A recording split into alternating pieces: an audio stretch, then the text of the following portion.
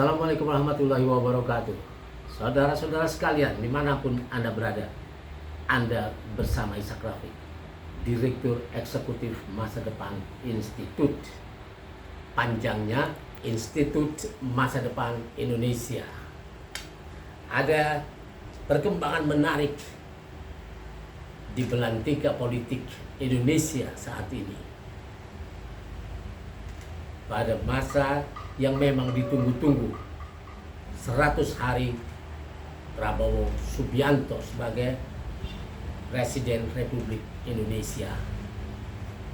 Dia melakukan gebrakan yang sangat menyenangkan orang, yaitu memutasi 300 petinggi TNI.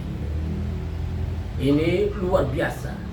Dan orang menganggap ini sebagai pembersihan TNI dari orang-orang Jokowi. Dan ini menimbulkan harapan tentunya. Yang kedua, orang langsung berharap bahwa setelah TNI dibersihkan dari orang-orang yang menghambat ini, yang dianggap menjadi backingan segala macam dan tidak lagi menjadi tentara rakyat. Ketika orang-orang ini, para pasukan ini bisa dikerahkan oleh Panglima TNI untuk menghadapi rakyat di Rempang. Ini sangat mengecewakan. Dan kini Prabowo waktu itu adalah Menhan, dia bawahan Jokowi, dan sebagai seorang Sabta Marga dia tunduk kepada Jokowi sebagai Presiden Republik Indonesia yang sekaligus merupakan Panglima tertinggi Tentara Nasional Indonesia. Ini sekarang keadaan sudah berubah. Sekarang Presiden Republik Indonesia adalah Prabowo Subianto yang telah dilantik oleh MPR pada tanggal 20 Oktober 2024 dengan pidatonya yang membawa visi dan misi Indonesia yang sangat besar, yang sangat menyenangkan orang banyak. Dan ini langkah pertamanya adalah TNI. Itu Prabowo sekarang adalah Panglima TNI. Dia Panglima tertinggi TNI boleh memutasi. Dan orang berharap kemudian adalah Polri dimutasi. Terlalu banyak yang dibuat oleh polisi ini yang mengecewakan, yang menghancurkan tata negara Republik Indonesia. Saya minum dulu.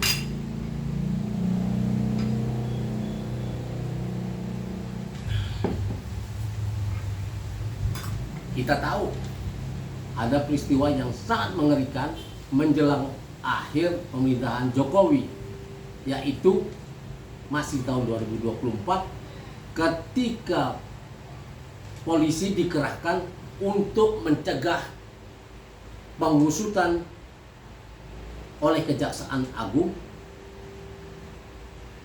terhadap korupsi yang terjadi di PT Timah, di mana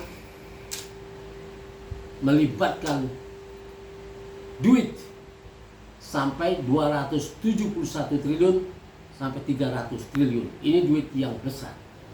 Dan pengusutan itu dihalang-halangi oleh Densus 88 yang seharusnya menangani terorisme.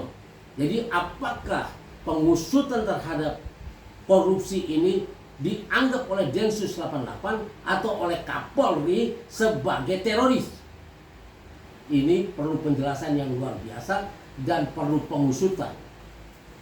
Sebab yang terjadi sangat mengerikan, di mana BUMN PT Timah bekerja sama dengan para penambang ilegal, menampung hasil tambang mereka, kemudian Jadilah itu seolah-olah produk PT Timah. Padahal penambang ilegal ini perlu diusut, perlu dibawa ke pengadilan. Kerjasama ini antara BUMN PT Timah dengan para pengusaha tambang ilegal ini pasti orang-orang besar, sehingga bisa mengerahkan Densus 88 untuk itu lewat Jokowi tentunya sebagai Presiden Republik Indonesia. Nah, ini sampai sekarang belum diusut dan ini tidak boleh dibiarkan karena menyebabkan gesekan antar lembaga. Jelas di zaman Jokowi ini bukan yang pertama. Dulu KPK juga dihadapkan dengan kepolisian, sehingga ketua KPK, ya komisioner 2 komisioner PKI tertinggi, KPK tertinggi yaitu Abraham Samad dan Bambang Wijoyanto dikejar-kejar oleh polisi untuk ditangkap seolah-olah penjahat, seolah-olah tokoh kriminal. Dan ini tidak boleh dilakukan sebetulnya. Kemudian orang KPK, ya Novel Baswedan juga dicoba mau dibunuh dan sampai sekarang matanya cacat, disiram air keras, dan ini belum ada pengusutan yang benar, yang tuntas. Lalu kita melihat ada peristiwa Sambo di mana seorang atasan membunuh bawahannya karena tidak mau melakukan perintahnya, yang perintahnya ini dianggap melanggar aturan-aturan negara. Nah, ini di kepolisian diperlukan mutasi besar-besaran menangkap orang-orang yang terlibat dalam kejahatan negara termasuk korupsi. Dan ini kita tahu berbagai media telah menayangkannya bagaimana polisi, orang-orang petinggi-petingginya ini bisa diperintah oleh oligarki lewat pemerintah untuk melindungi mereka dari tuntutan-tuntutan rakyat, dari tuntutan mengenai judi online, pinjol dan lain sebagainya yang dianggap dibackingi oleh polisi. Dan kita sudah berkali-kali mendapatkan tayangannya siapa-siapa yang terlibat. Dan ini zaman Prabowo diharapkan untuk menuntaskan kasus-kasus ini. Apalagi kita tahu Prabowo memang bertekad menyelesaikan kasus-kasus korupsi ini agar kebocoran APBN, kebocoran duit negara tidak terus berlanjut. Apa saja kasus-kasus korupsi itu yang di zaman Jokowi dibengkalikan? Yaitu yang pertama adalah pencucian uang 349 triliun di Kementerian Keuangan. Dan duit pajak yang dipakai hidup mewah oleh para petugas pajak. Ini sudah dibawa ke sidang DPR Komisi 3 oleh Mahfud MD dan Sri Mulyani Indrawati. Waktu itu Mahfud MD masih Menko Polhukam. Cuman di sana tidak terjadi pengusutan tuntas, malah bermain-main dengan waktu, bermain-main untuk bikin satgas dan lain sebagainya. Padahal yang dibutuhkan adalah perintah pada Jaksa Agung untuk mengusut itu. Itu 349 triliun. Kemudian ada kasus penyelundupan emas sebesar 189 triliun pada tahun 2020, dan pada tahun 2017 180 triliun. Artinya ada 369 triliun di situ. Jadi akumulasi kedua ini saja sudah 700 triliun lebih. Dan ini belum diusut. Lalu ada kasus Sambo yang membunuh anak buahnya sendiri, dan di situ disinyalir ada duit 150 triliun, dan ini tiba-tiba saja lenyap dan tidak ada pengusutan lebih lanjut. Kemudian ada bisnis PCR di mana Erick Thohir yang menjadi Menek BUMN bekerja sama dengan Luhut Binsar Panjaitan yang merupakan Menko Marves Maritim dan Investasi. Artinya ini berbisnis di wilayah kewenangannya yang seharusnya meringankan rakyat, akhirnya menjadi lebih berat. Dan ini aib, tidak boleh dilanjutkan yang seperti ini, dan pengusutannya belum jalan. Nah, ini seharusnya duit 10 triliun disita oleh negara. Kemudian ada penggangsiran duit Telkomsel, di mana Erick Thohir dianggap bekerja sama dengan abangnya Garibaldi Boy Thohir yang berada di GoTo. Erick Thohir mengarahkan Telkomsel untuk membeli saham GoTo senilai 6,3 triliun. Setelah itu saham GoTo terus melorot sehingga negara dianggap dirugikan 3,2 triliun. Dan ini langsung menjadi keuntungan buat GoTo. Ini telah dilaporkan oleh LSM Cerdas Hukum. Ini belum diusut. Dan Erick Thohir sekarang masih di posisinya semula, yaitu Menek BUMN. Ini harus ada pengusutan, apalagi BUMN kondisinya makin parah saja di zaman Erick Thohir. Kata Sri Mulyani Indrawati, 68% BUMN dalam kondisi hampir bangkrut. Dan korupsi juga sangat banyak terjadi di situ. Mulai dari Jiwasraya yang juga belum diusut tuntas, Garuda, kemudian ada kerugian Pertamina, kerugian PLN. Ini bagaimana bisa rugi? Nah, ini perlu pengusutan. Kemudian ada lagi yang saya sebut tadi, yaitu korupsi di PT Timah, di mana PT Timah bekerja sama dengan menjadi penadah dari produksi para penambang ilegal. Ini merugikan negara 271 sampai 300 triliun. Jadi dari sini saja ada duit sekitar 1.200 triliun. Dan inilah yang harus dikejar oleh Presiden Prabowo yang memang bertekad untuk itu, agar negara ini bisa punya duit, bukan meminjam duit untuk memberi makan rakyatnya yang memang menjadi bahan kampanye dulu untuk memberi makan gratis. Makan gratis ini dari 450 triliun telah turun karena tidak punya duitnya, kurang dianggap, akhirnya sampai menjadi 71 triliun saja. Kita menganggap pasti negara punya uang kalau cuma segini. Buktinya ada korupsi sebesar itu. Tapi ternyata Prabowo ingin memberi makan rakyatnya dengan uang pinjaman, dan ini dianggap menghina bangsa sendiri. Prabowo tidak perlu melakukan ini, tapi yang diperlukan adalah mengusut kasus-kasus korupsi ini sehingga uang negara itu balik. Lalu laporan PPATK lagi, di mana pada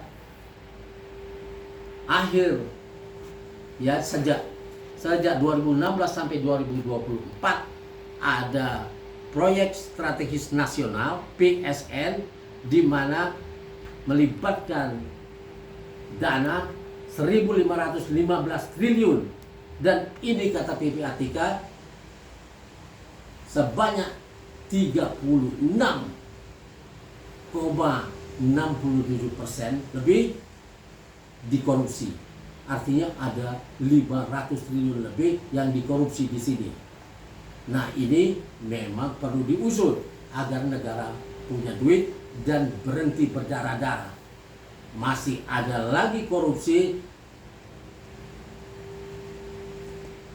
dana-dana sosial, ya, dan ini sudah menjadi rahasia umum. Nah, ini semuanya belum diusut. Nah, kasus korupsi ini perlu diusut oleh Presiden Prabowo untuk menyelamatkan uang negara, di samping membersihkan negara dari tikus-tikus pengerat ini supaya negara ini bisa maju. Kemudian apa lagi? Prabowo ingin membangun Indonesia lewat SDA kita yang Prabowo telah menyinggungnya, bahwa bumi, air, dan segala kekayaan yang terkandung di dalamnya dikuasai oleh negara dan dipergunakan untuk sebesar-besarnya kemakmuran rakyat. Pasal 33 ayat 3 Undang-Undang Dasar 1945. Dan ini sekarang dengan bahan tambang dan mineral yang begitu berlimpah tidak membuat kita kaya, dan kita mengejar pajak, ya, sehingga 82% anggaran negara ini pemasukannya dibiayai dengan pajak. Dan ini artinya kita meskipun memiliki barang tambang dan mineral yang begitu banyak, kita tidak menjadi kaya karena ada kesalahan manajemen di sini, di mana mestinya berdasarkan Undang-Undang Dasar 1945 pasal 33 itu negara bisa mendapatkan 60% dari tambangnya. Kita boleh mengaturnya sendiri. Kalau Cina memiliki, pemerintahnya memiliki semua tambangnya, dan di negara-negara liberal dibebaskan begitu saja, tapi pemerintah tetap akan menguasai yang terbanyak. Nah, bagaimana Indonesia? Indonesia tidak perlu sama dengan negara-negara lain dan tidak perlu disetir oleh negara-negara kaya, oleh lembaga-lembaga super kuasa seperti IMF, World Bank, WTO, dan lain sebagainya, dan tidak perlu disetir oleh kreditor dan investor. Kita harus mengatur negara ini. Undang-undang Minerba harus direvisi, yaitu di dalam yang 100% aset kita di tambang-tambang itu mestinya 20% zakat tambang itu menjadi milik rakyat Indonesia yang sekarang ada dan yang bakal lahir. Artinya 20% ini tidak boleh diberikan pada siapapun. Pemerintah cuma boleh membagi yang 80% itu. Boleh 40-40, 50-60, 50-30, 60-20 atau berapapun yang disepakati. Tapi yang milih rakyat Indonesia yang sekarang ada dan yang bakal lahir tidak boleh diambil oleh siapapun. Dan pemerintah tidak boleh menjual semuanya seperti yang sudah terjadi. Maka diperlukan revisi. Sekarang ini kita tidak dapat banyak dari situ. Dan ekspor kita berupa nikel kita yang 5 juta ton itu tidak masuk ke BI laporannya, sehingga seperti tidak ada ekspor. Padahal di Cina ada laporannya, ada impor dari Indonesia sebanyak 5 juta ton. Ini berapa duitnya harus masuk ke kas negara. Dan kalau kita revisi undang-undangnya ini, maka negara ini akan mendapatkan mungkin 60% dari tambangnya, dari hasil tambangnya. Kalau sekarang, kalau nanti misalnya mau mengekspor batu bara sebanyak 1 miliar ton misalnya dengan harga 120 dolar per ton, maka duitnya berapa itu? Dan itu mestinya 20% milik rakyat Indonesia. Dari sini mestinya ditanggung pendidikan rakyatnya, kemudian kesehatan rakyatnya, bahkan listrik dan air bisa gratis dengan ini. Sekarang semuanya mahal dan kita harus membeli segalanya mahal gara-gara ini tidak masuk, tidak menjadi bagian mereka yang sebetulnya dijamin oleh Undang-Undang Dasar 45.